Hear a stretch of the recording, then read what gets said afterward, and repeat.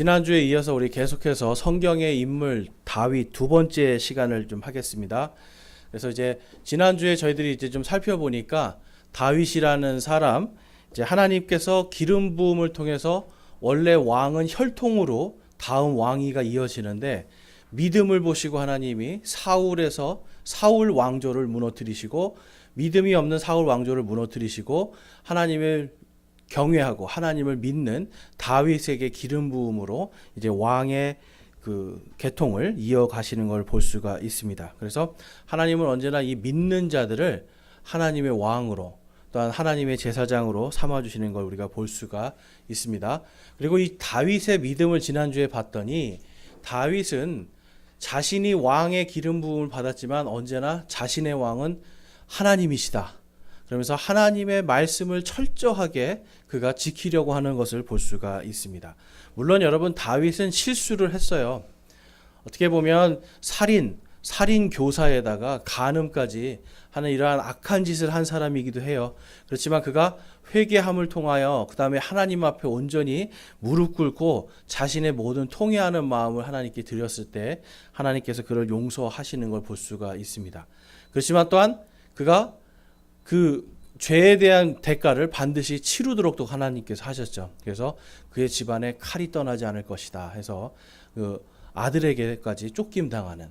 그러니까 하나님은 용서는 하시지만 또 이런 걸 보면 죄에 대해서는 또 하나님이 그 죄값을 치르게 하시는 것도 우리가 볼 수 있습니다. 그래서 믿는 자들은 항상 믿음과 함께 내 행위가 하나님 앞에 말씀 안에 선한 행위가 나오도록 늘 조심해야 됩니다. 다윗은 또한 부활과 종말에 대한 예수 그리스도를 향한 소망, 이것을 가진 믿음을 우리가 볼 수 있었어요.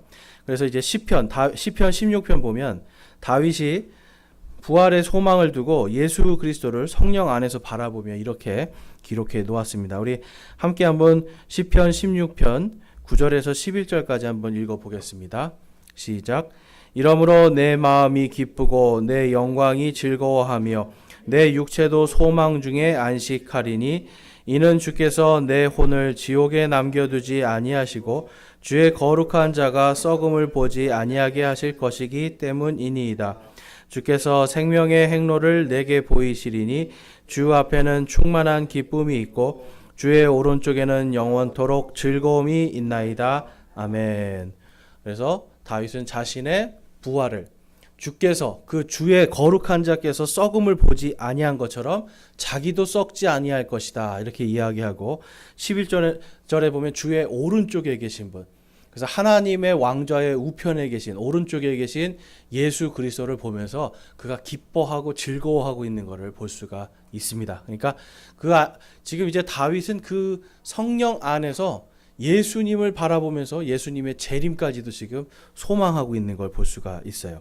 자, 오늘은 이제 다윗 안에서 나타나는 예수님의 형상을 좀 살펴보고자 하는데요. 하나님께서 이 다윗에게 주신 영원한 왕권, 영원한 왕국, 이제 이러한 언약들은 예수 그리스도를 통해서 성취가 됩니다. 그러니까 예수님이 어느 가문에서 태어나시는 거죠? 이걸 성취하시기 위해서 다윗의 가문에서 태어나는 거예요. 그래서 다윗의 의붓 아버지인 요셉도 다윗 왕조의 이제 솔로몬 계통이고요. 그다음에 다윗의 어머니인 마리아도 동일하게 다윗의 아들들 중에 나단이라고 하는 사람 그 계통으로 태어나는 거예요. 그래서 마태복음에는 요셉의 족보가 나오고요. 누가복음에 가면 마리아의 족보가 나옵니다.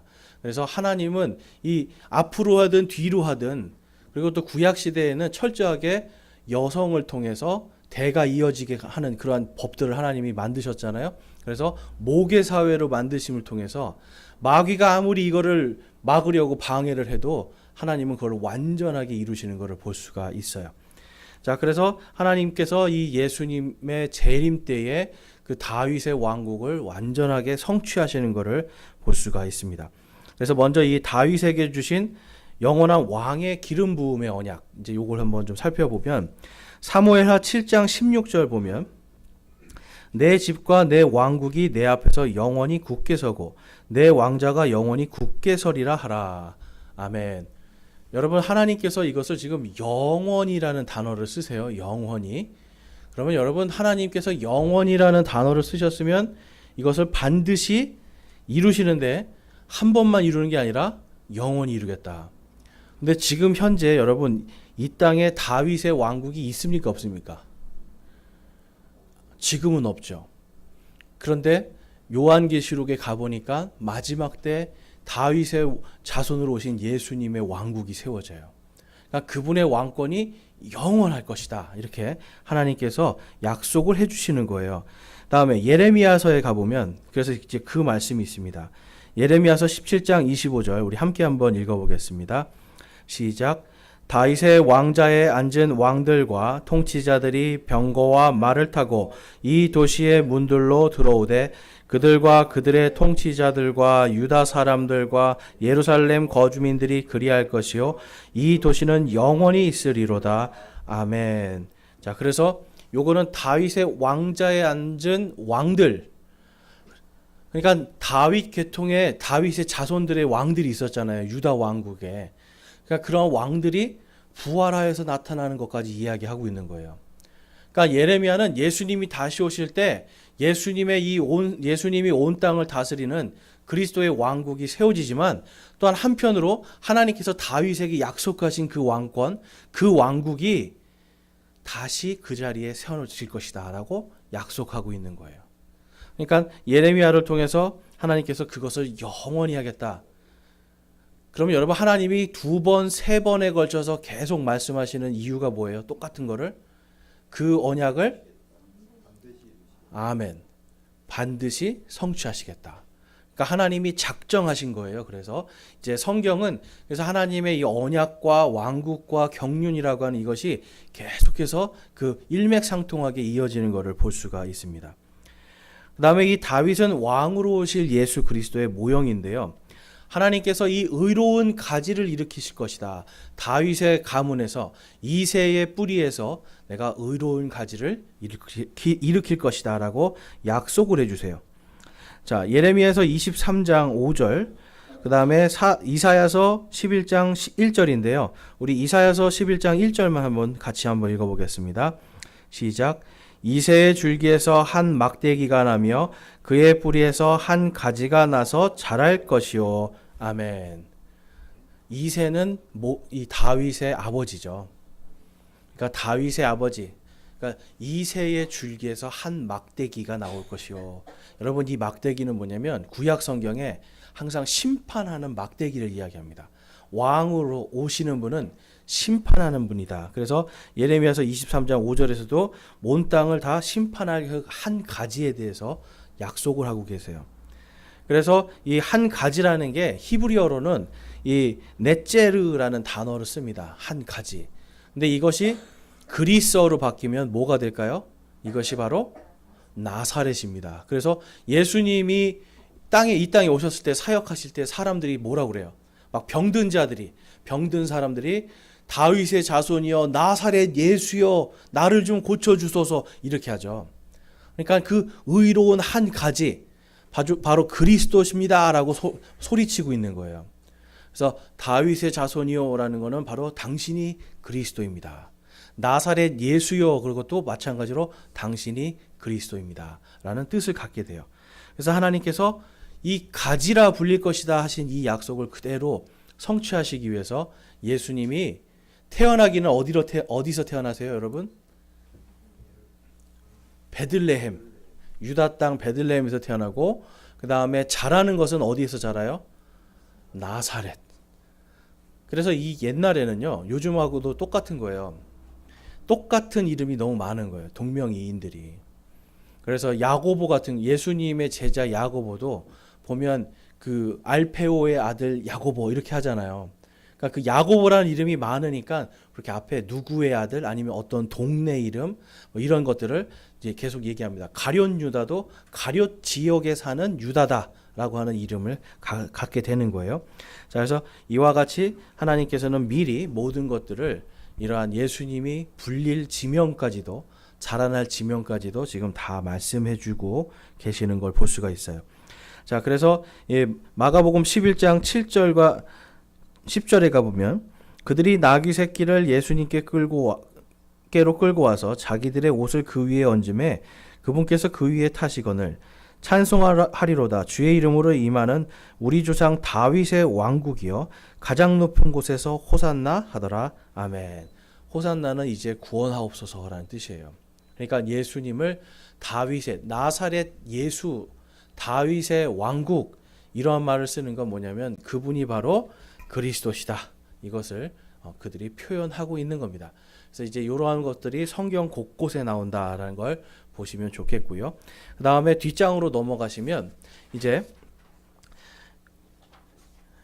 예수 그리스도는 영원한 왕이시다라는 걸 이제 우리가 볼 수가 있어요. 영원한 왕이시고 다윗을 다시 유대인들의 왕으로 세우실 분이다라는 걸 볼 수 있습니다. 자, 이사야서 9장에 이렇게 예언이 되어 있어요.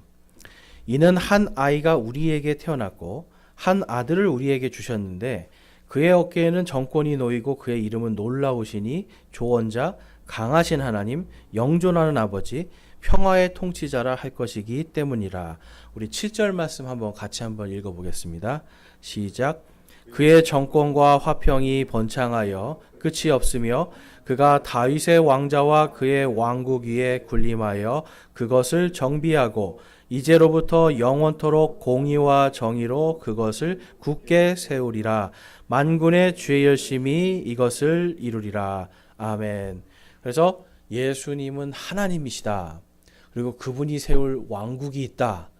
그래서 만군의 주의 열심히 이것을 이루리라. 이것을 이루는 게 뭡니까? 바로 이것이 하나님의 경륜이에요. 그러니까 하나님께서 이것을 작정하시고 이제는 예수 그리스도께서 하나님이 되시고 완전한 통치자로 이 땅에 왕국을 세우실 것을 이렇게 약속하시고요. 그것에 대해서 이제 시편 2편에서 다윗이 하나님의 영에 감동되어서 다음과 같이 기록하고 있어요. 그럼에도 내가 이미 내 왕을 내 거룩한 산 시온에 세웠노라 하시리로다. 내가 칙령을 밝히 보이리라. 주께서 내게 이르시되 너는 내 아들이라. 이날 내가 너를 낳았도다. 내가 그들을 철장으로 부수고 토기장이의 그릇같이 산산조각 부수리라 하셨도다. 그 아들에게 입맞추라. 그리하지 아니하면 그분께서 분노하사 그분의 진노가 조금이라도 타오를 때에 너희가 길에서 벗어나 망하리로다. 그분을 신뢰하는 자들은 다 복이 있도다. 아멘 하면서 다윗이 지금 시온성에선 한 왕, 근데 그분이 바로 그 아들 지금 보면은 이사야서에서도 말씀하시죠. 하나님께서 한 아들을 우리에게 주셨다. 바로 그 아들, 하나님의 아들 예수 그리스도를 성령 안에서 보면서 그분이 나의 왕이고 그분이 바로 이 시온산에 서 계시다라는 것을 고백하면서 그분이 마지막 때 모든 것을 다 철장으로 부수고 심판하실 것이다라는 것을 보고 있는 거예요. 자, 지금 이제 다윗이 이러한 성령 안에서 예수님을 바라보죠. 그런데 예수님이 태어나실 때 천사가 예수님에 대해서 이렇게 말씀하십니다. 자, 누가복음 1장 32절 말씀 같이 한번 읽어볼게요. 시작. 그가 크게 되고 가장 높으신 이의 아들이라 불릴 것이요 주 하나님께서 그의 조상 다윗의 왕자를 그에게 주시리니. 아멘. 그래서 여러분, 다윗의 왕자를 그분에게 준다. 이거는 무슨 뜻인 것 같으세요? 여러분들 보실 때 다윗의 왕자를 그분에게 준다. 그러면 예수님이 지금 하나님께서 다윗의 왕자를 지금 이스라엘 땅이 있는 그 땅 위에 영원히 세우겠다고 하셨거든요. 그러면 예수님이 하늘에서 내려오셔서 거기에 앉으신다는 거예요. 그 뜻이 아닌 거예요.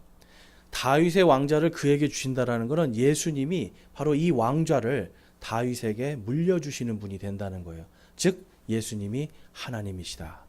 이거를 기록하고 있는 겁니다. 그러니까 저와 여러분이 이제 우리가 상상해 볼 수 있는 게 있죠. 예수님이 이제 재림하셔서 우리가 그분과 함께 이 땅에 내려와서 온 땅의 모든 것을 다 그분과 함께 심판한 다음에 그 다음에 이제 하나님의 왕국을 우리가 상속을 받아요. 그런데 하나님은 유대인들과 이스라엘 백성들에게는 어디에 있는 땅을 약속하셨어요? 내가 너희들에게 이 땅을 영원히 줄게 한 땅이 있어요. 그 땅이 어디예요? 가나안이에요. 예, 지금 예루살렘이 있고 이스라엘이 있는 가나안 땅. 위쪽으로는 어디까지냐면 저 시리아 땅하고 그 터키까지예요. 그리고 아래쪽으로는 이집트까지예요. 근데 이게 여러분 그렇게 큰 땅이 아닙니다. 지금의 이스라엘 땅보다 조금 더 큰 거예요, 사실은. 이스라엘 지금 땅보다 조금 더 큰 정도 사이즈. 그러니까 하나님이 그 땅을 너희에게 영원히 주겠다 약속하셨으니까 주셔야죠. 그러니까 그 땅 주시는 거예요. 그런데 우리 한국 사람들은 그 땅을 상속받을 이유가 있습니까, 없습니까? 우리는 없어요. 우리는 하나님께서 그거보다 더 좋은 것들로 주시는 거예요. 그러니까 하나님의 왕국에 얼마나 큰 것을 주실지는 알 수 없으나 하나님께서 너희들이 이 땅에서 금과 은과 보석을 남기면 너희들이 믿음을 가운데 금에 해당되는 하나님의 영광을 위해서 살고, 은혜에 해당되는 하나님이 주신 생명들 위해서 살고, 그다음에 보석에 해당되는 하나님의 공의, 완전한 공의를 위해서 너희들이 의로운 것과 사악한 것을 잘 구별해서 살면 나중에 그것에 대한 보상을 주리라 약속해요. 그러니까 저와 여러분은 이 땅에서 가나안 땅 그거 들어가려고 소망할 필요는 전혀 없는 거죠. 하나님께서 우리에게 예비하신 더 좋은 곳이 있어요. 그것을 성경에서는 새 예루살렘이다라고 기록하고 있습니다. 그게 요한계시록 21장, 22장에 가면은 나와요. 그래서 거기는 완전한 하나님의 의와 하나님의 화평과 하나님의 공의가, 그리고 하나님의 사랑이 넘치는 곳입니다. 그래서 저와 여러분이 그때에 다윗과 유대인들은 가나안 땅에서 하나님이 약속하신 그 다윗의 왕좌, 바로 그 왕국을 상속받고, 우리는 하나님의 왕국을 하나님께서 원하시는 만큼 주시는, 그래서 이 땅에서 여러분, 저와 여러분이 하나님의 의와 하나님의 공의와 하나님의 사랑을 실천하면서 살면 이 땅에서 하나님께서 주실 보상들을 소망하고 살 수가 있습니다. 그래서 여러분, 다윗에게 우리가 배워야 될 점은 딱 한 가지예요. 그가 다른 것보다 하나님을 나의 왕으로 섬겼고, 그 하나님의 왕 되심을 통해서 이 땅에서의 자기 왕권이 아무것도 소용없고 다시 오실 예수님, 그분이 오실 때 받을 그 하나님의 영원한 약속, 그 언약을 소망했다라는 거예요. 그래서 저와 여러분도 이 하나님의 이 언약의 말씀을 소망하면서 다시 오실 예수님을 소망하고, 그 소망 가운데 이 땅에서 인내와 사랑으로 믿음을 잘 실천할 수 있는 저와 여러분이 되시길 주님의 이름으로 축원합니다. 기도하시겠습니다. 하나님 아버지, 감사합니다. 오늘 저희들 하나님의 말씀을 통해서 이제 다윗의 삶을 살펴보았습니다. 하나님은 단 하나도 이 말씀들이 땅에 떨어지지 않도록 다 성취하셨고, 이 모든 것들이 예수 그리스도를 통하여 완성될 것이라고 약속하셨습니다.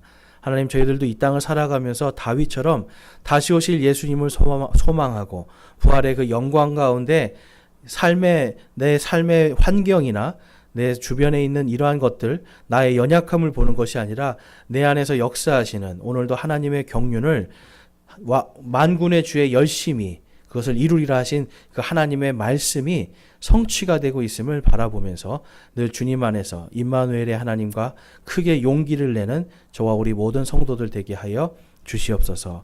우리 주 예수 그리스도의 이름으로 기도드렸사옵나이다. 아멘.